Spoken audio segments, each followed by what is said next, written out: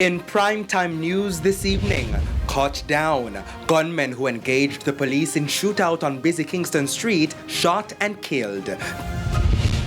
Deadly squabble. One man dead after being shot by best friend in Trelawney. And environmental woes. Concerns over 2,000 room development in Hanover protected area.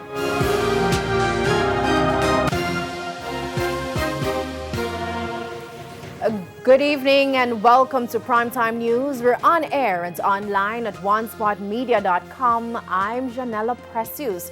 Also this evening, the top business stories of the day: sports commentary, E-Prime and weather. But before the break, our feedback question. And this evening we're asking, what has been your child's experience with face-to-face classes today? You can share comments online, facebook.com/Television Jamaica, and tweet us at Television Jam. Stay with us. Primetime News returns after this break.